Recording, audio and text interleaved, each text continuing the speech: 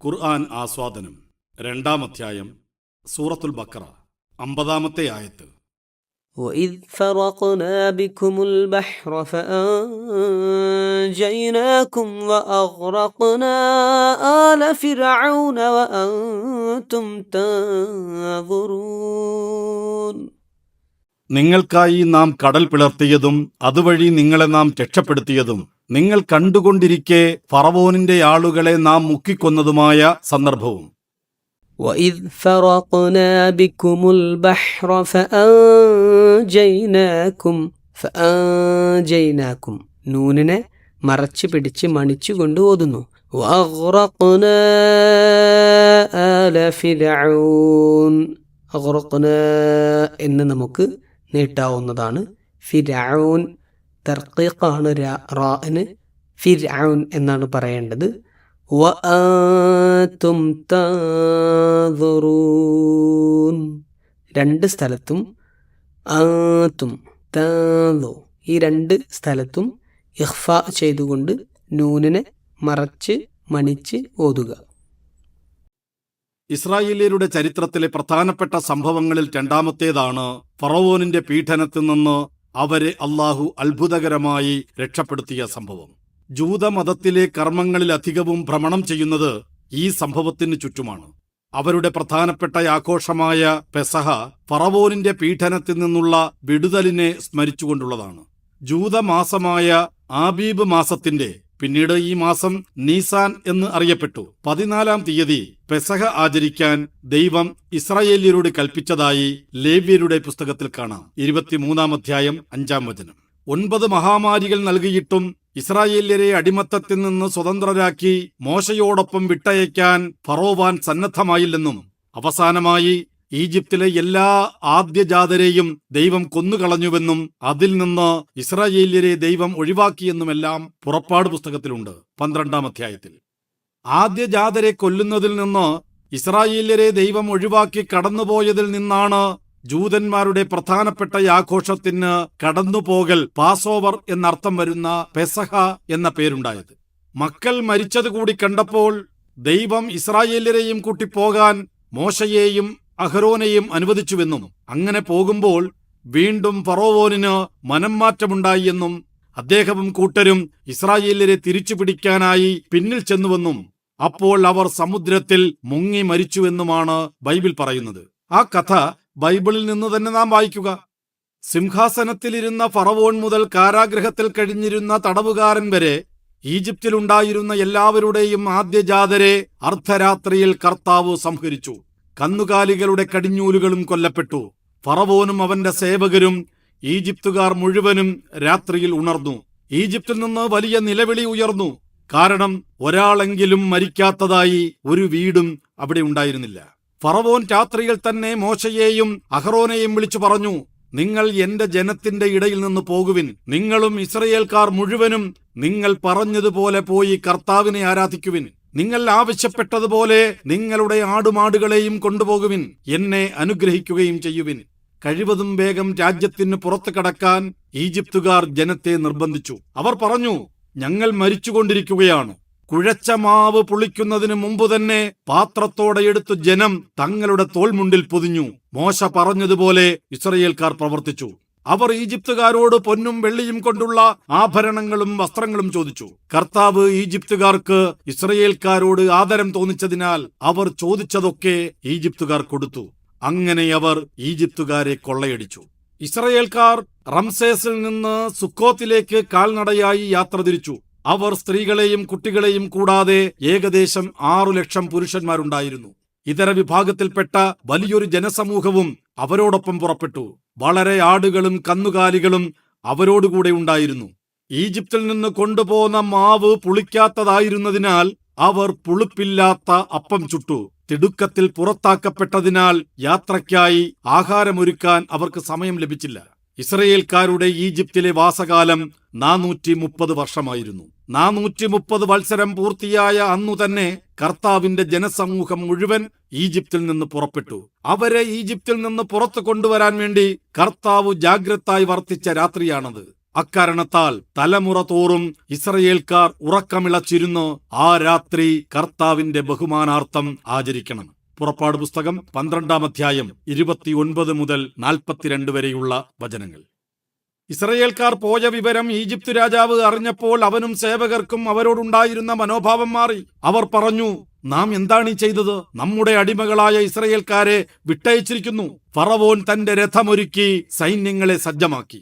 ഏറ്റവും മികച്ച 600 രഥങ്ങളും ഈജിപ്തിലെ മറ്റെല്ലാ രഥങ്ങളും അവയുടെ നായകന്മാരെയും അവൻ കൂടെ കൊണ്ടുപോയി. ഈജിപ്തിലെ രാജാവായ ഫറവോനിനെ കർത്താവ് കഠിനചിത്തനാക്കി. ധൈര്യപൂർവ്വം മുന്നോട്ട് പോയിക്കൊണ്ടിരുന്ന ഇസ്രയേൽക്കാരെ ഈജിപ്തുകാർ പിന്തുടർന്നു.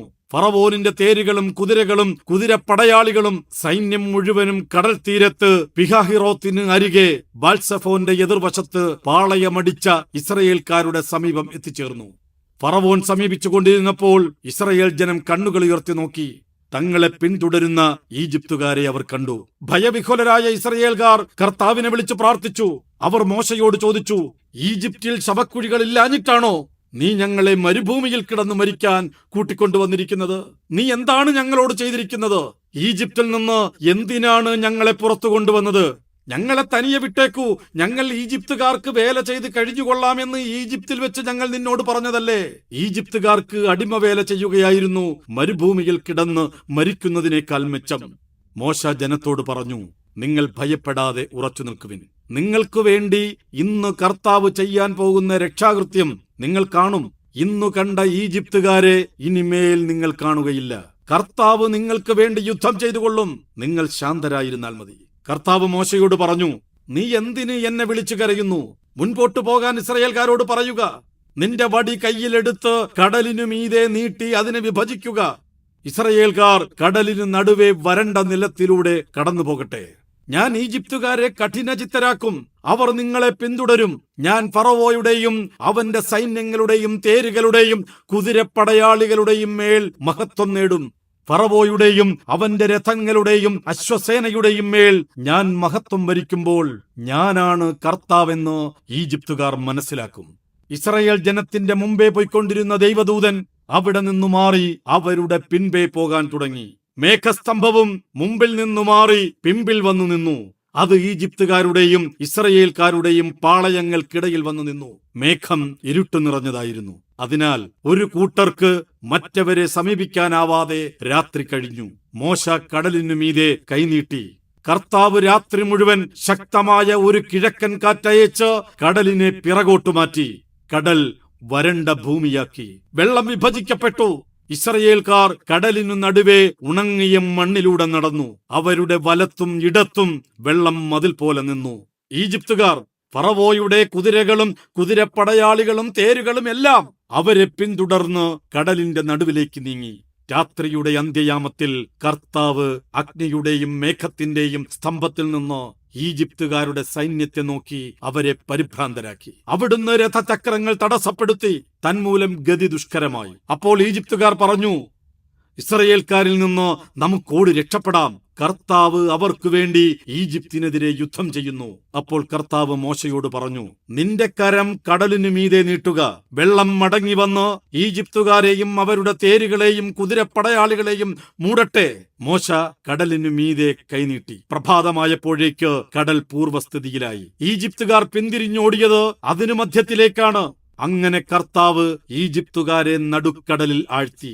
ഇസ്രയേൽക്കാരെ പിന്തുടർന്ന് കടലിലിറങ്ങിയ തേരുകളെയും കുതിരപ്പടയാളികളെയും ഫറവോയുടെ സൈന്യം മുഴുവനെയും കടൽ വെള്ളം മൂടിക്കളഞ്ഞു. അവരിൽ ആരും അവശേഷിച്ചില്ല. എന്നാൽ ഇസ്രയേൽക്കാർ കടലിന് നടുവേ വരണ്ട ഭൂമിയിലൂടെ നടന്നുപോയി. അവരുടെ വലത്തും ഇടത്തും വെള്ളം മതിൽ പോലെ നിലകൊണ്ടു. അങ്ങനെ ആ ദിവസം കർത്താവ് ഇസ്രയേൽക്കാരെ ഈജിപ്തുകാരിൽ നിന്ന് രക്ഷിച്ചു. ഈജിപ്തുകാർ കടൽ തീരത്ത് മരിച്ചു കിടക്കുന്നത് ഇസ്രയേൽക്കാർ കണ്ടു. കർത്താവ് ഈജിപ്തുകാർക്കെതിരെ ഉയർത്തിയ ശക്തമായ കരം ഇസ്രയേൽക്കാർ കണ്ടു. ജനം കർത്താവിനെ ഭയപ്പെട്ടു. കർത്താവിനെയും അവിടുത്തെ ദാസനായ മോശയെയും വിശ്വസിക്കുകയും ചെയ്തു. പുറപ്പാട് പുസ്തകം 14-ാം അധ്യായം 5 മുതൽ 31 വരെയുള്ള വാചകങ്ങൾ. നിങ്ങൾക്കായി നാം കടൽ പിളർത്തി, അതുവഴി നിങ്ങളെ നാം രക്ഷപ്പെടുത്തി. നിങ്ങൾ കണ്ടുകൊണ്ടിരിക്കെ ഫറോവോനിന്റെ ആളുകളെ നാം മുക്കിക്കൊന്നു എന്നിങ്ങനെ ഇസ്രയേല്യർക്ക് പടച്ചവൻ നൽകിയതായി 50-ാമത്തെ ആയത്തിൽ പറയുന്ന 3 അനുഗ്രഹങ്ങളെയും കുറിച്ച പുറപ്പാട് പുസ്തകത്തിലെ വിശദമായ വിവരണമാണ് മുകളിൽ. ഈജിപ്തിൽ നിന്നുള്ള പുറപ്പാട് എന്ന അർത്ഥത്തിൽ യസ്യാത്ത് മിസ്രയീം എന്ന തലക്കെട്ടിലാണ് ജൂത തോറയുടെ 2-ാമത്തെ പുസ്തകം അറിയപ്പെടുന്നത്. അതിന്റെ ആദ്യത്തെ 14 അധ്യായങ്ങളിലായി വിശദമായി വിശദീകരിച്ച സംഭവങ്ങളെയാണ് സംക്ഷിപ്തമായി 49-50 വചനങ്ങളിൽ ഇസ്രയേല്യർക്ക് നൽകിയ മഹാ അനുഗ്രഹങ്ങളായി എണ്ണിപ്പറഞ്ഞിരിക്കുന്നത്. ഇസ്രയേൽ സമുദായത്തിന്റെ അസ്തിത്വം നിർണയിച്ച സംഭവങ്ങളാണവ. അതുകൊണ്ട് തന്നെയായിരിക്കണം അവയെ അല്ലാഹു ഇസ്രയേല്യർക്ക് നൽകിയ അനുഗ്രഹങ്ങളിൽ ആദ്യത്തേതായി എടുത്തു പറഞ്ഞിരിക്കുന്നത്. മോശയ്ക്ക് ശേഷം സഹസ്രാബ്ദങ്ങൾ കഴിഞ്ഞ് ജീവിച്ച ഇസ്രായേല്യരെ വിളിച്ച് ഖുർആനിന്റെ അഭിസംബോധിതരായ അവരാണ് അടിമത്തവും അതിൽ നിന്നുള്ള വിടുതലുമെല്ലാം അനുഭവിച്ചതെന്ന രീതിയിലുള്ള ശൈലി ശ്രദ്ധേയമാണ്. 7 ദിവസം നീണ്ടു നിൽക്കുന്ന പെസഹ ആഘോഷവേളയിലെ ജൂതകർമ്മങ്ങൾ പരിശോധിച്ചാൽ ഈ ശൈലിയുടെ പ്രസക്തി മനസ്സിലാവും. ഈജിപ്തിൽ നിന്ന് തങ്ങളുടെ പൂർവ്വപിതാക്കൾ അനുഭവിച്ചതെല്ലാം ഇന്നുള്ള ജൂതന്മാരും അനുഭവിക്കുന്നതായി സങ്കല്പിച്ചുകൊണ്ട് അവയെ പ്രതീകാത്മകമായി സ്വീകരിക്കുന്ന കർമ്മങ്ങളാണ് പെസഹയിൽ ഉടനീളമുള്ളത്.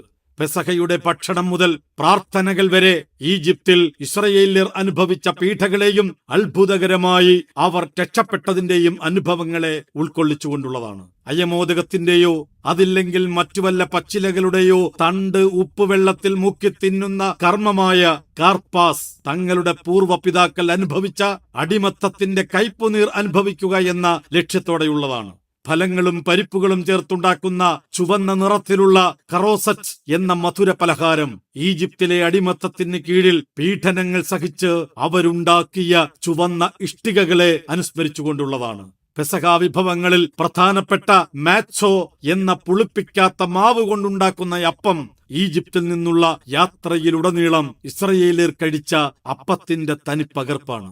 പുളിപ്പിക്കാത്ത അപ്പത്തോടൊപ്പം കഴിക്കാനായി ഇസ്രയേല്യരോട് കൽപ്പിക്കപ്പെട്ട മാറോർ എന്ന കയ്പുള്ള ഔഷധച്ചെടിയുടെ ഇലയും ഇപ്പോഴുള്ള പെസഹ വിഭവങ്ങളിലൊന്നാണ്. അന്ന് പ്രത്യേകമായി പാരായണം ചെയ്യുന്ന ഹാഗദായിൽ അത് പാരായണം ചെയ്യുന്നവരെല്ലാം ഈജിപ്തിലെ അടിമത്തവും അതിൽ നിന്നുള്ള മോചനവും അനുഭവിക്കുന്നത് പോലെയുള്ള വചനങ്ങളാണുള്ളത്. ചെറിയ കുട്ടികളെ അടക്കം മോശയുടെ കാലത്തെ അനുഭവങ്ങളിലേക്ക് കൂട്ടിക്കൊണ്ടു പോകുന്നതാണ് ഹാഗദ പാരായണം. ജൂതന്മാരെ സംബന്ധിച്ചിടത്തോളം സഹസ്രാബ്ദങ്ങൾക്ക് മുമ്പ് നടന്ന ഒരു ചരിത്ര സംഭവം മാത്രമല്ല, ഇന്നും അവർ അനുഭവിച്ചുകൊണ്ടിരിക്കുന്നതാണ് ഈജിപ്തിലെ അടിമത്തത്തിൽ നിന്ന് അവരെ രക്ഷിക്കുന്നതിനായി കർത്താവ് ചെയ്ത അത്ഭുതങ്ങൾ. നിങ്ങൾക്കായി നാം കടൽ പിളർത്തി, അതുവഴി നിങ്ങളെ നാം രക്ഷപ്പെടുത്തി. നിങ്ങൾ കണ്ടുകൊണ്ടിരിക്കെ ഫറോവോനിന്റെ ആളുകളെ നാം മുക്കിക്കൊന്നു എന്നിങ്ങനെയുള്ള ഖുർആനിന്റെ ശൈലി അവരെ സംബന്ധിച്ചിടത്തോളം വളരെ കൃത്യവും ഉചിതവുമാണ് എന്നർത്ഥം. ഖുർആനിന്റെ ഭാഷ എത്രത്തോളം ജീവസുറ്റതാണെന്ന് വ്യക്തമാക്കുന്നതാണ് ഈ കൃത്യത. ഖുർആൻ ആസ്വാദനം. ഖുർആൻ പാരായണം, നിയമങ്ങളുടെ വിശദീകരണം. അബ്ദുള്ള തിരൂർക്കാട്. ആസ്വാദനം, രചന MM അക്ബർ. ശബ്ദം നൽകിയത് ആറാട്ടുപുഴ ഹക്കിം ഖാൻ.